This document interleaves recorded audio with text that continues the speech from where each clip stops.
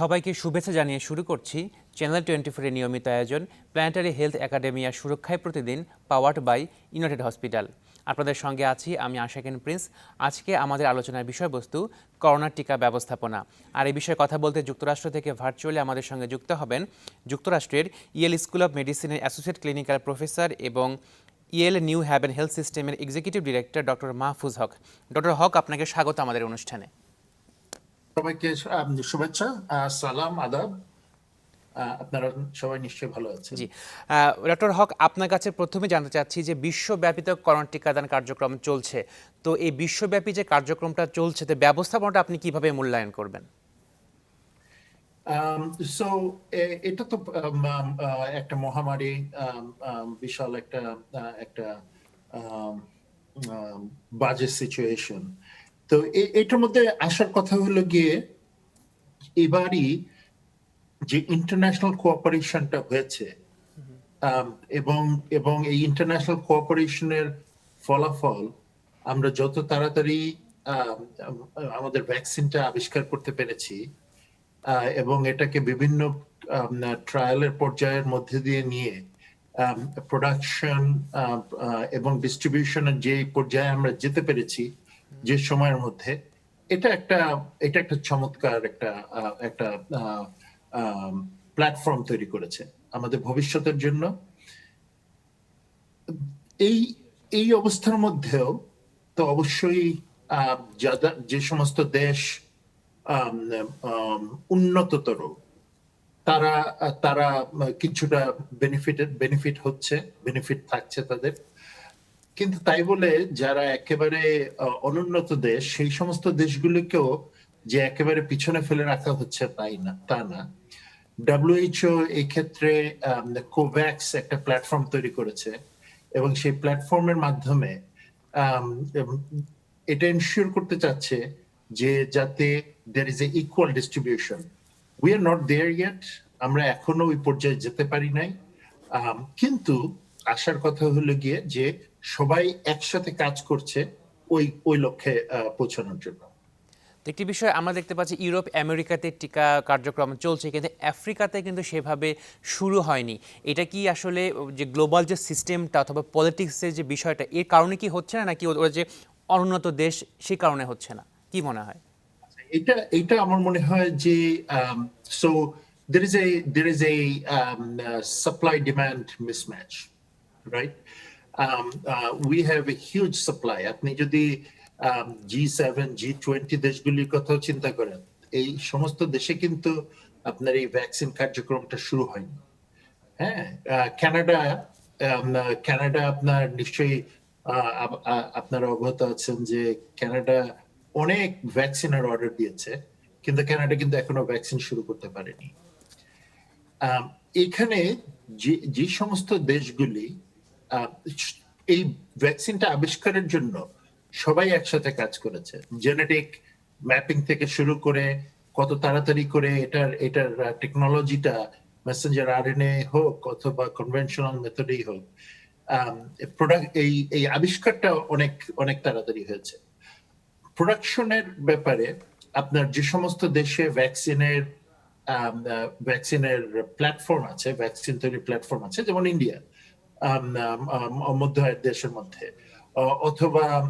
অথবা আপনার ইউরোপিয়ান দেশগুলি, এই যে সমস্ত দেশগুলিতে ভ্যাকসিনগুলি তৈরি করতে পারে তারা অ্যাডভান্টেজ থাকে, তাদের কিছু অ্যাডভান্টেজ থাকে।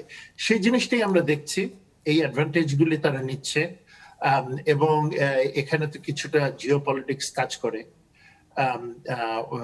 অবশ্যই রাশিয়া অথবা চায়না তাদের যে বন্ধু সম্পন্ন যে দেশগুলো তাদেরকে অ্যাডভান্টেজ দিবে, কিন্তু এট দ্য সেম টাইম আফ্রিকায় যে সমস্ত দেশগুলি ইনফ্রাস্ট্রাকচার আছে সে সমস্ত দেশে কিন্তু ভ্যাকসিনেশন শুরু হয়েছে।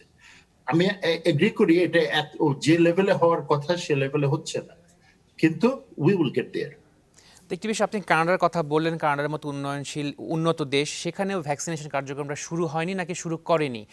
কেননা তারা কারণ হলো গিয়ে জি জি গো হেড, সরি। জি, এটা কি শুরু করেনি নাকি শুরু হয়নি, করতে পারেনি, কোনটা আসলে? শুরু করতে পারেনি, কারণ তাদের যে সাপ্লাই পাওয়ার কথা, হ্যাঁ, কানাডায় তো আপনার লোক সংখ্যা হলো গিয়ে আপনার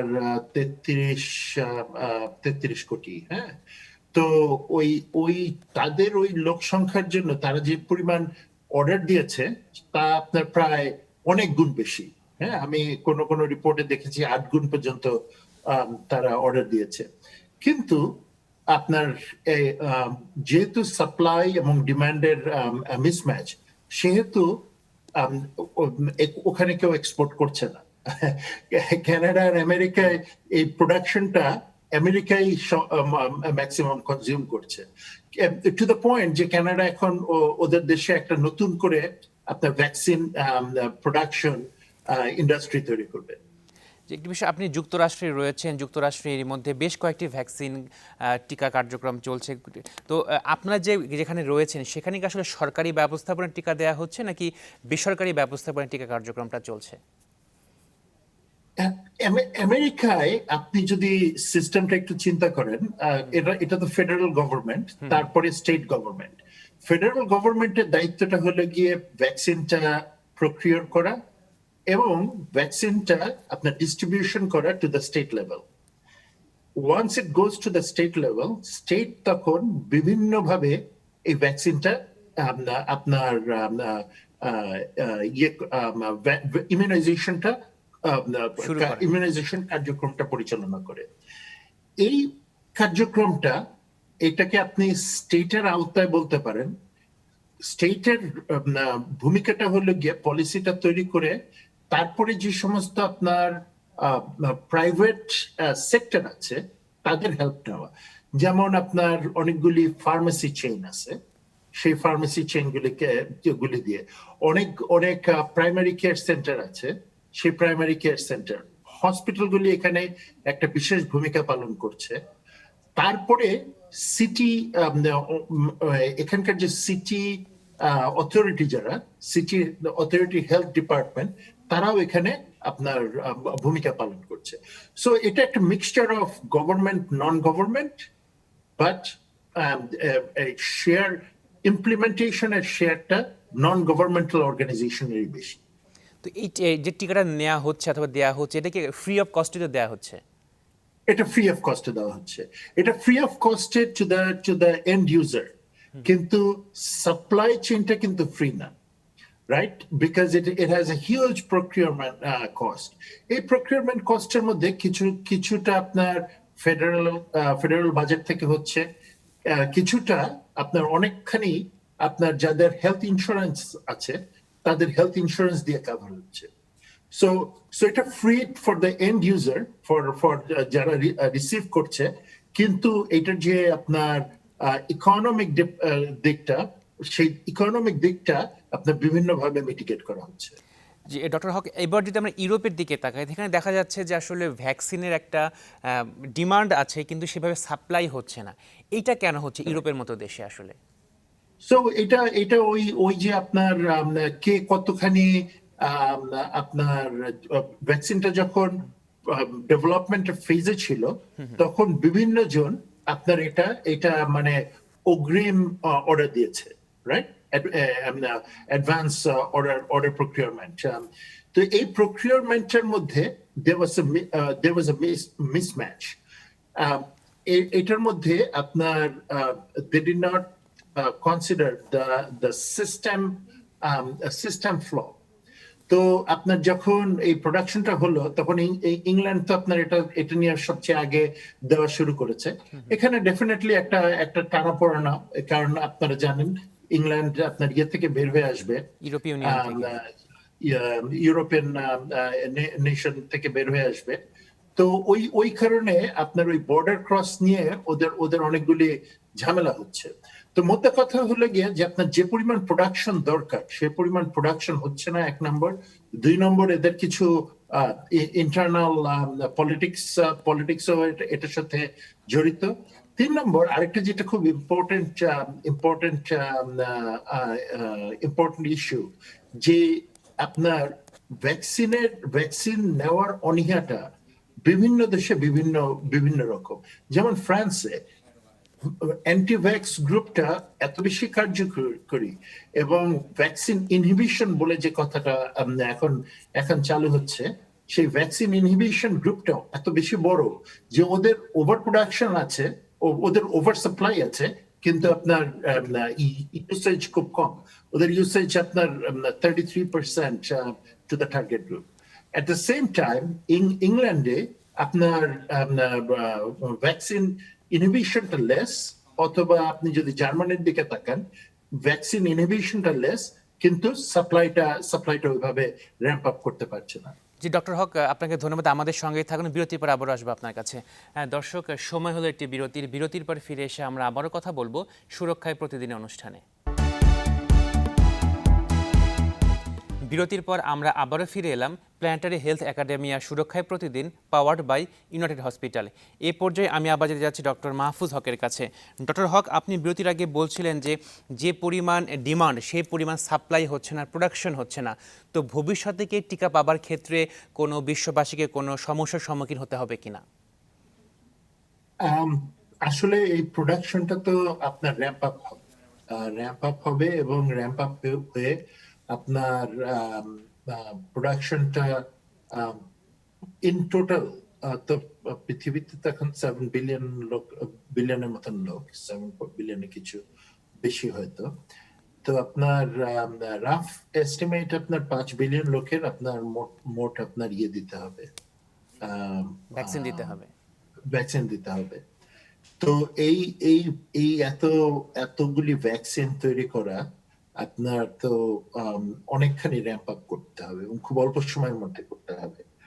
আপনার এখানে এই স্ট্র্যাটেজিটাতে আপনার মানে একটু যদি লক্ষ্য করেন যে আপনার যখন প্রথমে শুরু হলো ভ্যাকসিন, তখন প্রায় আপনার 150-র বেশি, 150-টার বেশি ভ্যাকসিন আপনার নিয়ে কাজ শুরু হয়েছিল। তো এরপরে আপনার প্রথমে ফাইজার, তারপরে মডার্না, তারা এই মেসেঞ্জার আরএনএ পদ্ধতিতে আপনার নতুন টেকনোলজি বের করলো, ভ্যাকসিন টেকনোলজি বের করলো। এরপরে আপনার অক্সফোর্ড অ্যাস্ট্রাজেনেকা যে ভ্যাকসিনটা তৈরি করেছে, সেটা আপনার কনভেনশনাল ভ্যাকসিনের পদ্ধতিতে।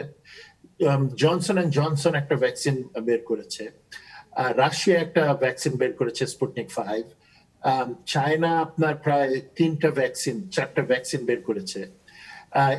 ইভেন আমাদের বাংলাদেশেও একটা ভ্যাকসিন আপনার কনভেনশনাল মেথডে বের হয়েছে, যেটা এখনো ক্লিনিক্যাল ট্রায়ালে যাবে। তো এই সমস্ত ভ্যাকসিন গুলি যখন আপনার আরো ম্যাচিওর হবে এই প্রসেসটা, তখন তো অবশ্যই ভ্যাকসিন প্রোডাকশনটাও বাড়বে। আপনার ইন্ডিয়ায় যে সমস্ত অর্গানাইজেশন গুলি আছে, এরাই তো আপনার প্রচুর ভ্যাকসিন তৈরি করতে পারে। ব্রাজিল, ইউরোপ, তারপরে অনেক নতুন নতুন জায়গা যেমন কানাডায়, তারা একটা বিরাট প্ল্যান্ট তৈরি করবে আপনার, যেখানে আপনার আগস্ট সেপ্টেম্বরের মধ্যে আপনার তারা প্রোডাকশনে যেতে পারবে। এগুলি যখন হবে, তখন ডেফিনেটলি আপনার টোটাল ভ্যাকসিন প্রোডাকশনটা আপনার একটা স্যাচুরেশনে চলে যাবে।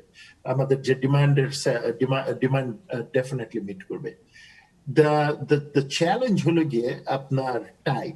এখন থেকে ওই পর্যন্ত আপনার ভাইরাসটা অথবা যে কোনো ভাইরাসই মিউটেশন করে। এই মিউটেশনের মধ্যে যদি কোনোভাবে এমন একটা মিউটেশন হয়ে যায় যেটা আপনার এই ভ্যাকসিন গুলিকে ডিফিট করবে, যেমন ব্রাজিলের সাউথ আফ্রিকার যে ভ্যাকসিনটা, সেটা আপনার অনেকখানি ভাইরাসটা সেটা অনেকখানি আপনার ভ্যাকসিন স্কেপ করতে পারে।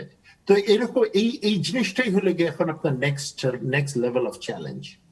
তো একটি বিষয় আমরা দেখতে পাচ্ছি যে ইউরোপ আমেরিকাতে মডার্না, ফাইজার, অ্যাস্ট্রাজেনেকা নিয়ে কথাবার্তা হচ্ছে, কিন্তু চীনের 3টি ভ্যাকসিন আছে আপনি বললেন, রাশিয়ার ভ্যাকসিন আছে। তো এগুলো কেন আসলে লাইমলাইটে আসছে না, শুধুমাত্র ওই টেরিটরির মধ্যে সীমাবদ্ধ আছে? আপনার এই ভ্যাকসিনের সবচেয়ে ইম্পর্টেন্ট স্টেপ হলো গিয়ে আপনার লেভেল 3 ট্রায়ালটা। লেভেল 3 ট্রায়ালটা আপনার ডোসেজ এবং সেফটি এস্টাবলিশমেন্ট, রাইট? আপনার অক্সফোর্ড অ্যাস্ট্রাজেনেকার যে ভ্যাকসিনটা, সেটা আপনার যখন ট্রায়ালে গেল, তখন দেখা গেল যে ফার্স্ট ডোজটা যাদেরকে ফুল ডোজ দেওয়া হচ্ছে তাদের চেয়ে যাদেরকে হাফ ডোজ দেওয়া হচ্ছে তাদের মধ্যে আপনার ইয়েটা বেশি, প্রতিরোধটা ক্ষমতা। বেশি। তো এটা তো একটা অ্যাক্সিডেন্টাল ফাইন্ডিং। তো the reason I brought that up, আপনার স্পুটনিক 5 তারা আপনার বিশেষ করে রাশিয়ার প্রেসিডেন্ট ভ্লাদিমির পুতিন সে আপনার ওইটাকে ওই থার্ড স্টেজের ট্রায়ালটার আগেই ইয়ে দিয়ে দিয়েছিল, অনুমোদন দিয়ে দিয়েছেন। হ্যাঁ, অনুমোদন দিয়ে দিয়েছিল, যেটা সায়েন্টিফিক কমিউনিটি, আপনার ওয়ার্ল্ড যে সায়েন্টিফিক কমিউনিটি সেটা ভালোভাবে নেয়নি। কিন্তু ভ্যাকসিনটা আলটিমেটলি ট্রায়ালে দেখা গেল যে এটা আপনার 90% এফেক্টিভ, 91% এফেক্টিভ। সো ওইটা একটা ব্যাপার।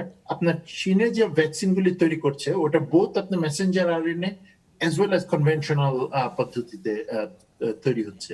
তো এই চীনের এই ভ্যাকসিনটা নিয়ে বোধহয় আপনার অনেক ইন্টারন্যাশনাল পলিটিক্স এন্ড ইন্টারন্যাশনাল যে মেরুকরণ, ক্ষমতার মেরুকরণ, তার মধ্যে দিয়ে চীন নিয়ে যেতে যাচ্ছে। এক এক দেশের এক একটা পলিসি। তো জি, আপনি যুক্তরাষ্ট্রে রয়েছেন, নিশ্চয়ই বাংলাদেশের খবরাখবর আপনি দেখেন পড়েন। তো বাংলাদেশেও তো 7 ফেব্রুয়ারি থেকে সারা দেশব্যাপী টিকাদান কার্যক্রম শুরু হয়েছে। তো এই ব্যবস্থাপনাটাকে আপনি কিভাবে মূল্যায়ন করছেন এখন পর্যন্ত?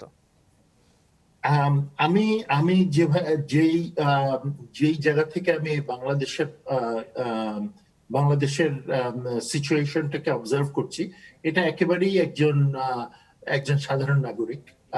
আমি এই জিনিসটা খুব ভালোভাবে বলে নিতে চাই যে government must have the policy that I am not privy to, I am not entitled to. So আমি যদি কোথাও ভুল কথা বলি, আমি সেটা প্রথমেই দর্শকদের কাছে আমি ক্ষমা চেয়ে নিচ্ছি।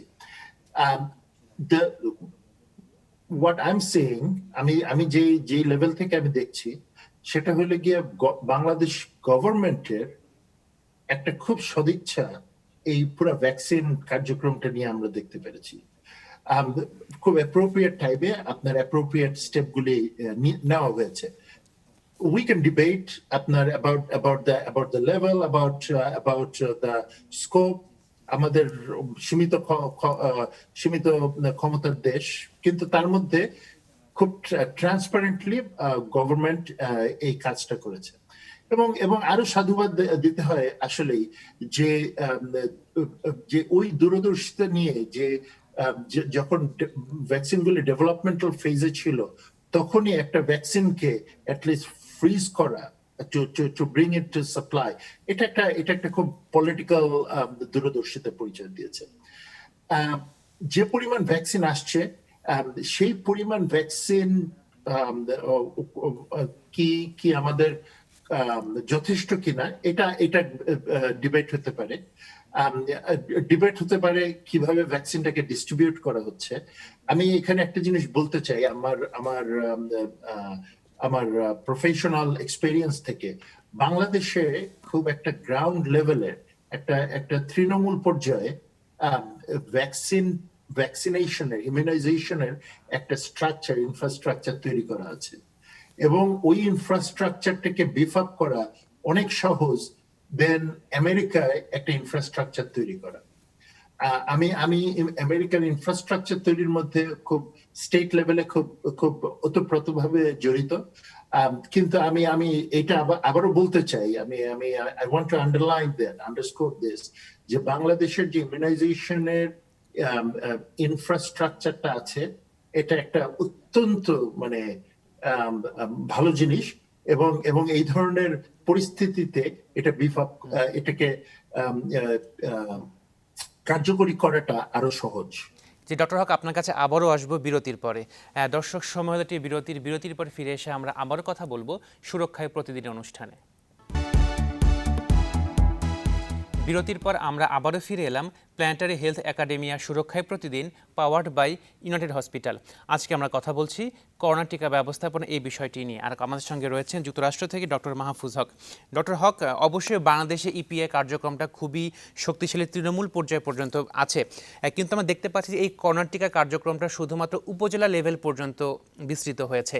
ডোর টু ডোর নিয়ে যাওয়া উচিত কিনা, আপনার কি মনে হয় এটাকে সফল করার জন্য? এটা অবশ্যই ডোর টু ডোর নিয়ে যাওয়া উচিত, কিন্তু কিন্তু একটা জিনিস আমাদের আমাদের মনে রাখতে হবে, যে সাপ্লাই যে পরিমাণ আসছে সেই পরিমাণ যদি ইউসেজ না হয়, অথবা ইউসেজটা যদি বেশি হয় দেন সাপ্লাই, তাহলে কিন্তু একটা ক্রাইসিস তৈরি হয়ে যাবে।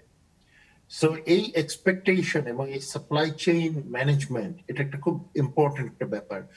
আমরা এটা যদি ডোর টু ডোর নিয়ে যেতে চাই, তাহলে যে পরিমাণ ডিমান্ড সেই সেই সাপ্লাইটা আছে কিনা এটা এটা কনফার্ম না করে আমাদের ডোর টু ডোর নিয়ে যাওয়াটা ভুল হবে। কিন্তু আরেকটি বিষয়, এখন আপনি জি এখন আপনি একটা গ্রুপকে আপনি দিতে পারছেন, যারা যারা প্রায়োরিটি পাবে, কিন্তু যখনই আপনি আপনি ডোর টু ডোর নিয়ে যাবেন, তার আগে আপনাকে মেক শিওর করতে হবে যে আমাদের 18 কোটি লোকের দেশে আমরা কতগুলি ভ্যাকসিন আমরা নিতে পারবো। এবং এই ভ্যাকসিনটার কিন্তু একটা একটা একটা চ্যালেঞ্জ হলো গিয়ে, ভ্যাকসিনটা ইভেন যে অ্যাস্ট্রাজেনেকার যে ভ্যাকসিনের মডেলটা বাংলাদেশে গিয়েছে, সেই ভ্যাকসিনটা কিন্তু 2টা ডোজ। সো ওই 2টা ডোজকে কনফার্ম করা is not a small work. তো একটি বিষয়, তাহলে আমাদের দেশে অনেক রিমোট এরিয়া রয়েছে, চরাঞ্চল রয়েছে, নদী পার হয়ে আসতে হয়। তাহলে যদি এই ডোর টু ডোর না নিয়ে যাওয়া হয়, তাহলে কি তারা কি ভ্যাকসিনের আওতায় বাইরে থেকে যাচ্ছে না? ভ্যাকসিনের আওতার বাইরে থাকবে না যখন আপনার মনে করেন যে সিঙ্গেল ডোজ ভ্যাকসিন আসবে। হ্যাঁ, সিঙ্গেল ডোজ ভ্যাকসিন অনেকগুলি আপনার ইন দ্য মেকিং।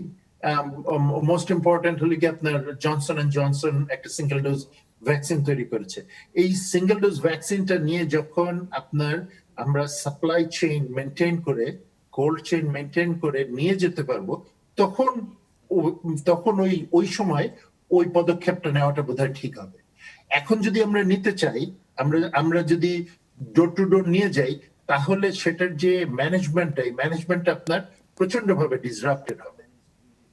কারণ আপনার সাপ্লাই চেইনে আপনার কোল্ড চেইন মেনটেন করতে হবে। তারপরে শুধু একটা ডোজ না, আপনাকে তো সেকেন্ড আরেকটা ডোজে কনফার্ম করতে হবে। সো আমার মনে হয় যে এখন গভর্নমেন্ট যে উপজেলা পর্যন্ত যেভাবে নিয়ে গিয়েছে, উপজেলা পর্যন্ত নিয়ে গিয়ে এই জিনিসটাকে একটা একটা একটা ইনস্টিটিউশনাল ফর্ম দেওয়ার পরে, তারপরের স্টেপটা আপনার হবে হলো গিয়ে আরো তৃণমূল পর্যায়ে নিয়ে যাওয়া। জি ডক্টর হক, প্রথম ডোজ অনেকে নিলেন, নেওয়ার পরে যদি দ্বিতীয় ডোজটা না নেন, অথবা দ্বিতীয় ডোজ নেওয়ার গুরুত্বটা কতটুকু, যদি দর্শকদের উদ্দেশ্যে যদি একটু বলেন। আসলে শিওর, আপনার আপনার আমি ভালো থেকে আমি উপর থেকে নিচের দিকে যাব। আপনার মডার্নার যে ভ্যাকসিনটা, সেটা ফার্স্ট ডোজ দেওয়ার পরে অ্যাবাউট 80 to 85% আপনার ইমিউনিটি হয়। কতদিন সেই ইমিউনিটি থাকে, দ্যাট ইজ স্টিল ডিবেটেবল। আপনার দ্য বেস্ট ডিউরেশন হলো গিয়ে 28 days, যে কারণে 28 days পরে একটা বুস্টার ডোজ নেওয়া হয়।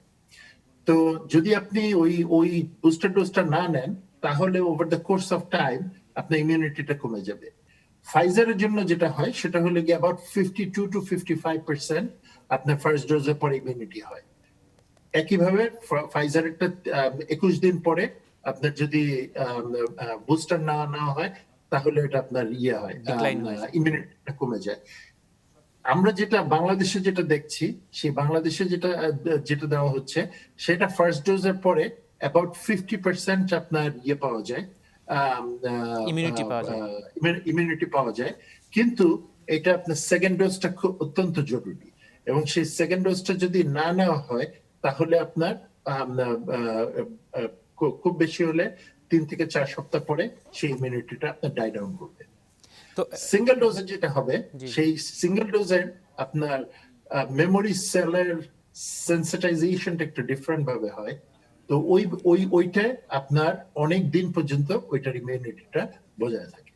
তো আমি মানে দুইটা শটে নিলাম, বুস্টার ডোজ নিলাম, তো এরপরে এই ইমিউনিটিটা আমার কতদিন থাকবে? এটা কি 8 মাস, 1 বছর? এখন পর্যন্ত যে রিসার্চ হয়েছে এর মধ্যে কোনো ফলাফল আপনারা জানতে পেরেছেন কিনা? তো এটা আপনার 95% ইমিউনিটি দেয়। কতদিন দেয়? আমরা এখন পর্যন্ত জানি 7 মাস। কারণ 7 মাস আগে এই ট্রায়ালটা শুরু হয়েছে।